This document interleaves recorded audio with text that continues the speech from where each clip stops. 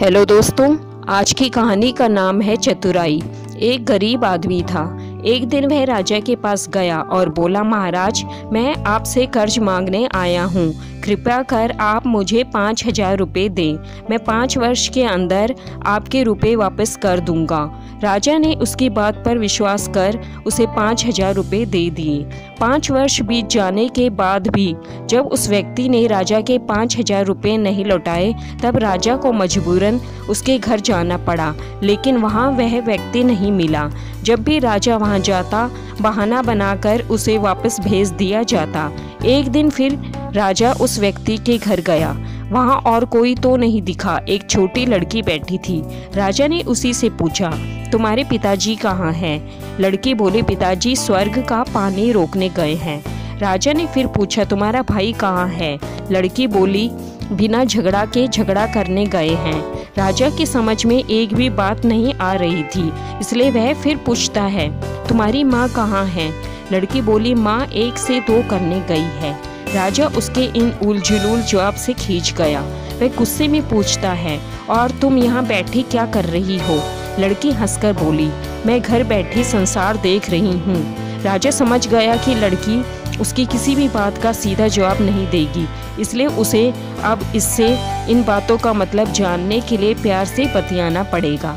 राजा ने चेहरे पर प्यार से मुस्कान लाकर पूछा, बेटी, तुमने जो अभी अभी मेरे सवालों के जवाब दिए, उनका मतलब क्या है? मैं तुम्हारी एक भी बात का मतलब नहीं समझ सका।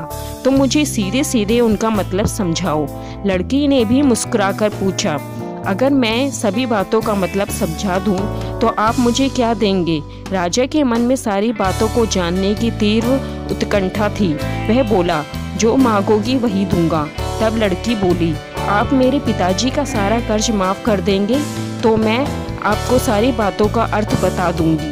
राजा ने कहा, ठीक है, मैं तुम्हारे पिताजी का सारा कर्ज माफ कर दूंगा।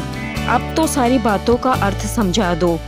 लड़की बोली, महाराज, आज मैं आपको सारी बातों का अर्थ नहीं समझा सकती। कृपया कर आप कल आएं, कल मैं जरूर बता दूंगी। राजा अगले दिन फिर उस व्यक्ति के घर गया। आज वहाँ सभी लोग मौजूद थे। वह आदमी, उसकी पत्नी, बेटा और उसकी बेटी भी। राजा को देखते ही लड़की पूछी, महाराज, आपको अपना वचन याद है ना? राजा बोला, हाँ, मुझे याद है। तुम अगर सारी बातों का अर्थ बता दो तो मैं तुम्हारे पिताजी का सारा कर्ज माफ कर दूंगा। लड़की बोली, सबसे पहले मैंने यह कहा था कि पिताजी स्वर्ग का पानी रोकने गए हैं। इसका मतलब था कि वर्षा हो रही थी और हमारे घर की छत से पानी टपक रहा था। पिताजी पानी रोकने के लिए छत को बना रहे थे, यानी वर्षा का पानी आसमान से ही गिरता है, और हम लोग तो यही मानते हैं कि आसमान में ही स्वर्ग है। बस पहली बात का अर्थ यही है। दूसरी बात मैंने कही थी कि भैया बिना झगड़ा के झगड़ा करने गए हैं। इसका मतलब था कि वे रेंगनी के कांटे को काटने गए थे। अगर कोई भी रेंगनी के कांटे को काटेगा तो उसके शरीर में जहाँ तहाँ कांटा गड़ ही जाएगा, यानी झगड़ा नहीं करने पर भी झगड़ा होगा और शरीर पर खरोंचें आएंगी। राजा उसकी बातों से सहमत हो गया। वह मन ही मन उसकी चतुराई की प्रशंसा करने लगा। उसने उत्सुकता के साथ पूछा, और तीसरी चौथी बात का मतलब बेटी? लड़की बोली, महाराज, तीसरी बात मैंने कही थी कि माँ 1 से 2 करने गई है। इसका मतलब था कि माँ अरहर दाल को पीसने, यानी उसे 1 का 2 करने गई है। अगर साबुत दाल को पीसा जाए तो 1 दाना का 2 भाग हो जाता है, यानी यही था 1 का 2 करना। रही चौथी बात, तो उस समय मैं भात बना रही थी और उसमें से एक चावल निकाल कर देख रही थी कि भात पूरी तरह पका है कि नहीं।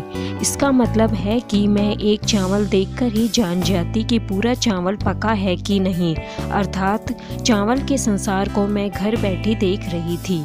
यह कहकर लड़की चुप हो गई। राजा सारी बातों का अर्थ जान चुका था। उसे लड़की की बुद्धिमानी भरी बातों ने आश्चर्य में डाल दिया था।